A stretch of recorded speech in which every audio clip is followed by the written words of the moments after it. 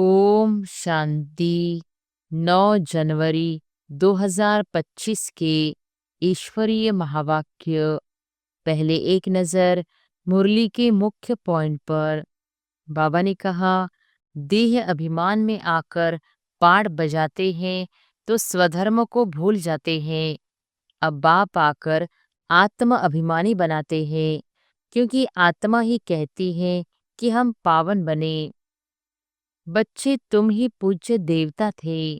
84 जन्म लेते लेते नीचे जरूर उतरना पड़े। यह खेल ही पतित से पावन, पावन से पतित होने का है। सबसे जास्ती महत्व है आत्मा और परमात्मा का। आत्मा ही 84 जन्मों का पाठ बजाती है, तो आत्मा सबसे पावरफुल हुई ना। और फिर बाबा ने कहा, बाप देह सहित सबका संन्यास कराते हैं, फिर औरों की देह से हम लगाव क्यों रखें। कोई से लगाव होगा तो उनकी याद आती रहेगी, फिर ईश्वर याद आ न सके। देह अभिमान की बहुत कड़ी बीमारी है। बाप कहते हैं, अब देही अभिमानी बनो। बाप को याद करो तो देह अभिमान की बीमारी छूट जाए। तुम बच्चे जानते हो कि हम आत्मा बिंदी है। हमारा बाप भी बीजरूप नॉलेजफुल है। यह बड़ी वंडरफुल बातें हैं। महीन बुद्धि से काम लेना होता है। हम आत्मा है, हमारा बाप आया हुआ है। वह बीजरूप नॉलेजफुल है, हमको नॉलेज सुना रहे हैं। और फिर लास्ट में बाबा ने कहा, मुख्य है ही 2 चित्र, त्रिमूर्ति और झाड़। सीढ़ी से भी झाड़ में जास्ती नॉलेज है। यह चित्र तो सबके पास होने चाहिए। एक तरफ त्रिमूर्ति गोला, दूसरी तरफ झाड़। संजीवनी बूटी तो है मन मना भव। विचार किया जाता है, जब तक ब्राह्मण न बने, बाप का परिचय न मिले, तब तक वर्थ नॉट ए पेनी है। अभी हम ज्ञान मार्ग पर चल रहे हैं। ज्ञान देने वाला, ज्ञान का सागर एक ही बाप है। इनको रूहानी ज्ञान कहा जाता है। और अब सुनते हैं महावाक्यों को विस्तार से। मुरली का सार। मीठे बच्चे, तुम्हें विकर्मों की सजा से मुक्त होने का पुरुषार्थ करना है। इस अंतिम जन्म में सब हिसाब किताब चुकतो कर पावन बनना है। प्रश्न है, धोखेबाज माया कौन सी प्रतिज्ञा तोड़वाने की कोशिश करती है? उत्तर है, तुमने प्रतिज्ञा की है, कोई भी देहधारी से हम दिल नहीं लगाएंगे। आत्मा कहती है, हम एक बाप को ही याद करेंगे, अपनी देह को भी याद नहीं करेंगे। बाप देह सहित सबका संन्यास कराते हैं, परंतु माया यही प्रतिज्ञा तोड़वाती है। देह में लगाव हो जाता है। जो प्रतिज्ञा तोड़ते हैं, उन्हें सजाएं भी बहुत खानी पड़ती है। गीत है, तुम ही हो माता, पिता तुम ही हो बंधु, सखा तुम ही हो।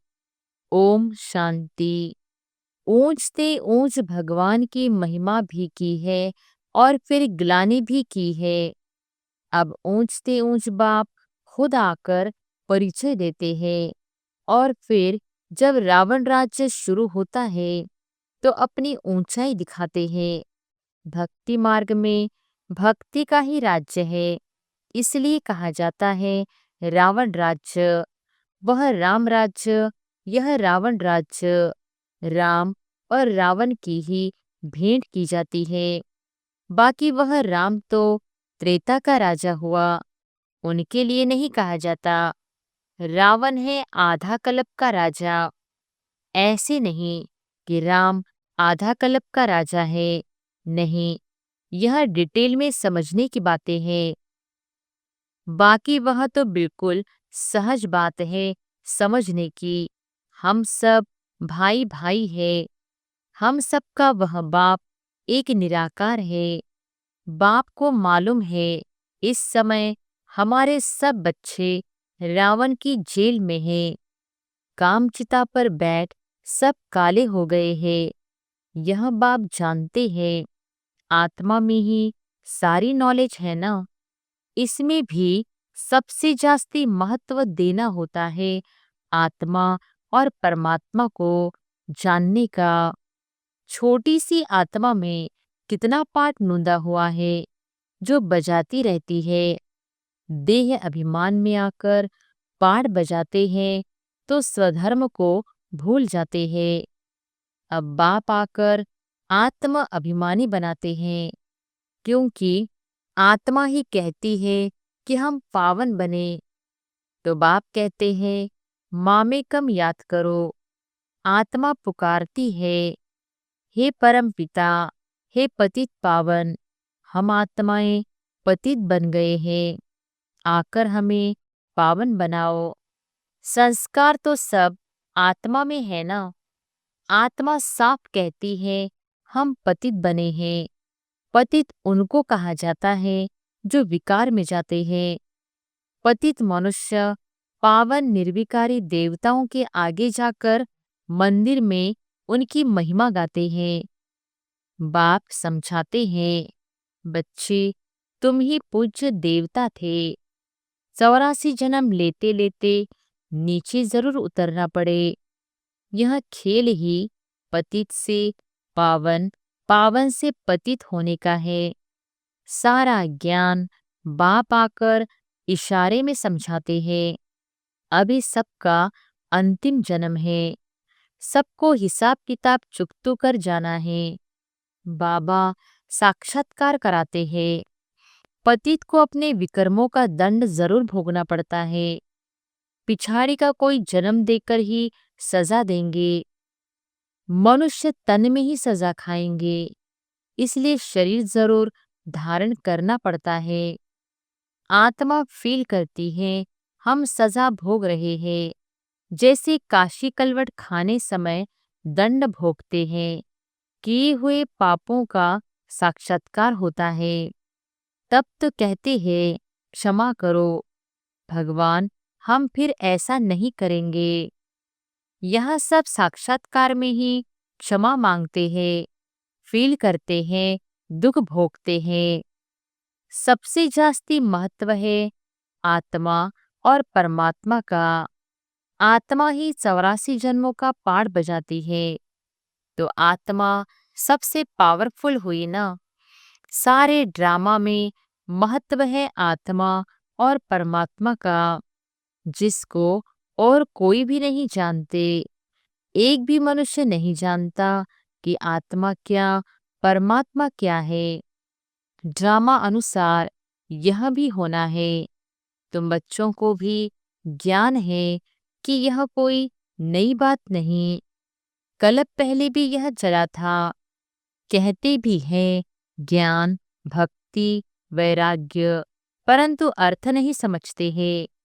बाबा ने इन साधुओं आदि का संग बहुत किया हुआ है, सिर्फ नाम ले लेते हैं। अभी तुम बच्चे अच्छी रीति जानते हो कि हम पुरानी दुनिया से नई दुनिया में जाते हैं, तो पुरानी दुनिया से जरूर वैराग्य करना पड़े। इनसे क्या दिल लगाने हैं। तुमने प्रतिज्ञा की है, कोई भी देहधारी से दिल नहीं लगाएंगे। आत्मा कहती है, हम एक बाप को ही याद करेंगे, अपने देह को भी याद नहीं करेंगे। बाप देह सहित सबका संन्यास कराते हैं, फिर औरों के देह से हम लगाव क्यों रखें। कोई से लगाव होगा तो उनकी याद आती रहेगी, फिर ईश्वर याद आ न सके। प्रतिज्ञा तोड़ते हैं तो सजा भी बहुत खानी पड़ती है, पद भी भ्रष्ट हो जाता है। इसलिए जितना हो सके पाप को ही याद करना है। माया तो बड़ी धोखेबाज है। कोई भी हालत में माया से अपने को बचाना है। देह अभिमान की बहुत कड़ी बीमारी है। बाप कहते हैं, अब देही अभिमानी बनो, बाप को याद करो, तो देह अभिमान की बीमारी छूट जाए। सारा दिन देह अभिमान में रहते हैं, बाप को याद बड़ा मुश्किल करते हैं। बाबा ने समझाया है, हथ कार्डे दिल यार्डे। जैसे आशिक माशुक धंधा आदि करते भी अपने माशुक को ही याद करते रहते। अब तुम आत्माओं को परमात्मा से प्रीत रखनी है तो उनको ही याद करना चाहिए ना। तुम्हारी एम ऑब्जेक्ट ही है कि हमको देवी देवता बनना है, उसके लिए पुरुषार्थ करना है। माया धोखा तो जरूर देगी, अपने को उनसे छुड़ाना है, नहीं तो फंस मरेंगे, फिर ग्लानि भी होगी, नुकसान भी बहुत होगा। तुम बच्चे जानते हो कि हम आत्मा बिंदी है, हमारा बाप भी बीज रूप नॉलेजफुल है। यह बड़ी वंडरफुल बातें हैं।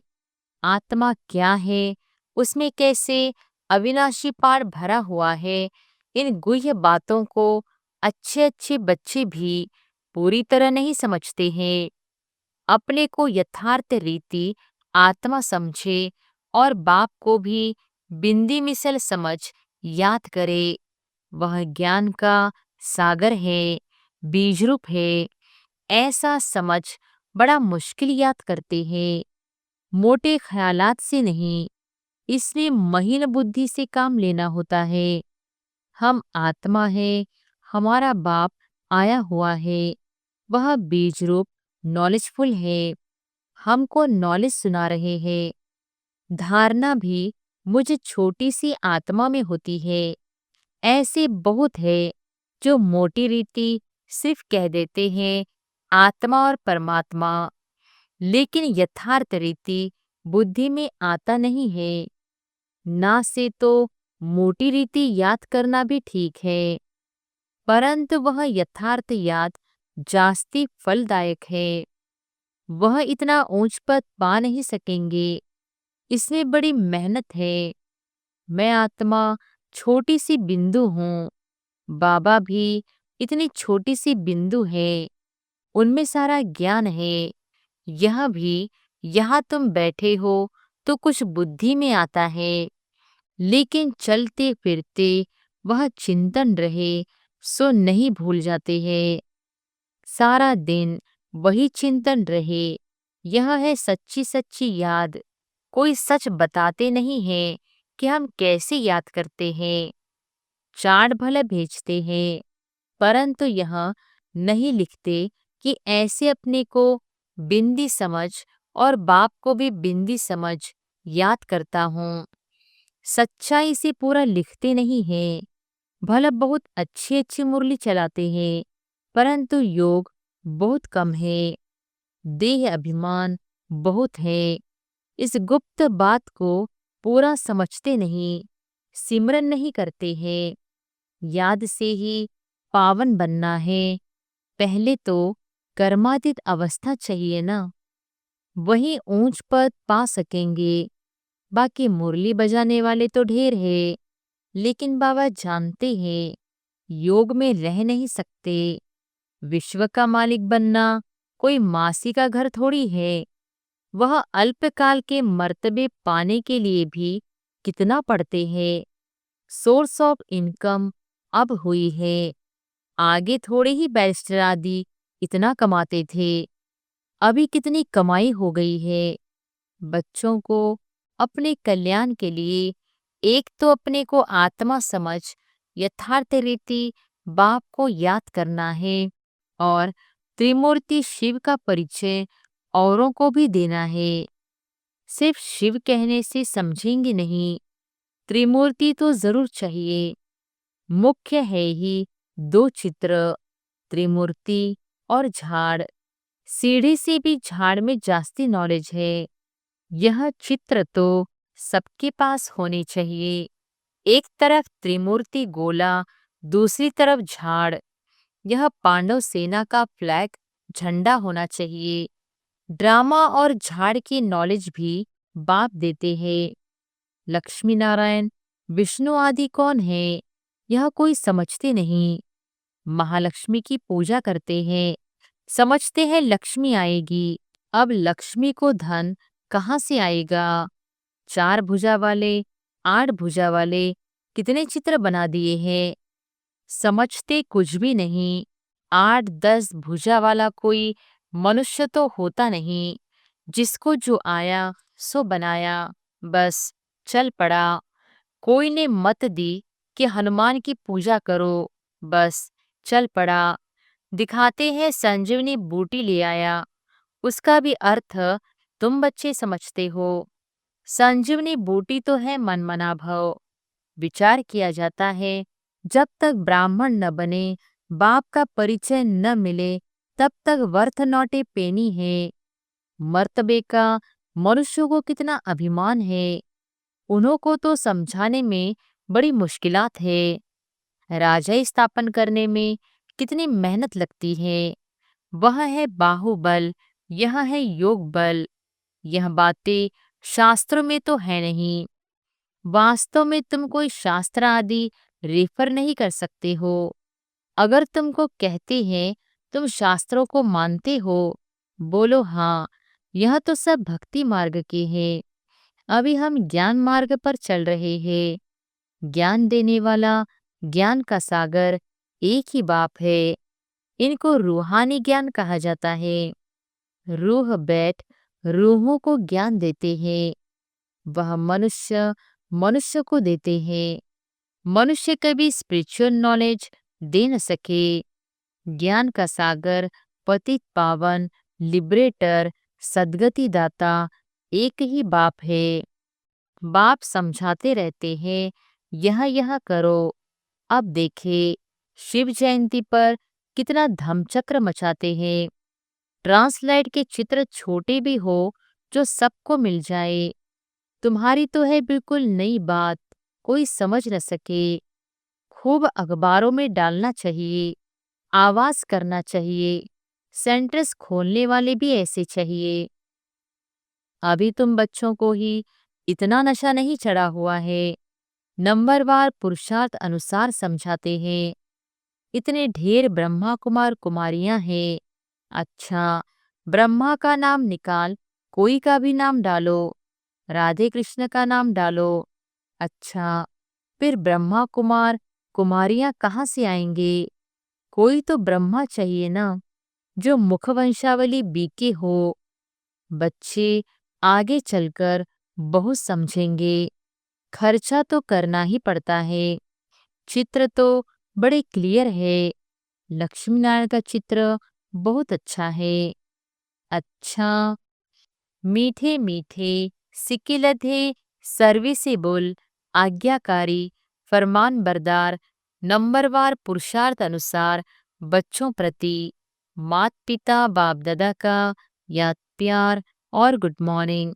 रूहानी बाप की रूहानी बच्चों को नमस्ते।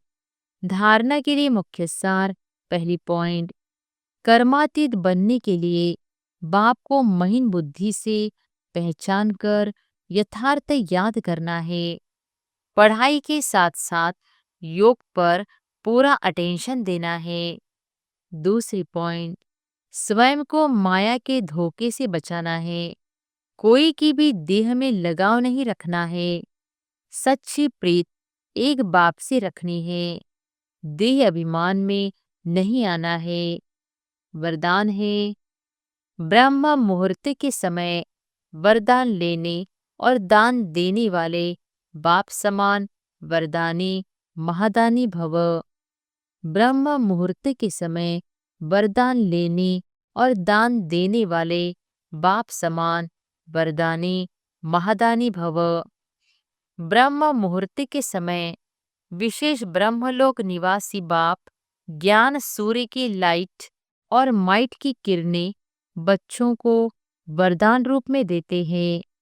साथ साथ ब्रह्मा बाप भाग्य विधाता के रूप में भाग्य रूपी अमृत बांटते हैं। सिर्फ बुद्धि रूपी कलश अमृत धारण करने योग्य हो, किसी भी प्रकार का विघ्न या रुकावट न हो, तो सारे दिन के लिए श्रेष्ठ स्थिति व कर्म का मुहूर्त निकाल सकते हो। क्योंकि अमृत वेले का वातावरण ही वृत्ति को बदलने वाला होता है, इसलिए उस समय वरदान लेते हुए दान दो, अर्थात वरदानी और महादानी बनो। स्लोगन है, क्रोधी का काम है क्रोध करना और आपका काम है स्नेह देना। अपने शक्तिशाली मनसा द्वारा सकाश देने की सेवा करो। अब स्व कल्याण का ऐसा श्रेष्ठ प्लान बनाओ जो विश्व सेवा में सकाश आप पे ही मिलती रहे। अभी उमंग उत्साह से अपने मन में यह पक्का वायदा करो कि हम बाप समान बनकर ही दिखाएंगे। ब्रह्मा बाप का भी बच्चों से अति स्नेह है। इसे एक एक बच्चे को इमर्ज कर विशेष समान बनने की सकाश देते रहते हैं। अच्छा, ओम शांति।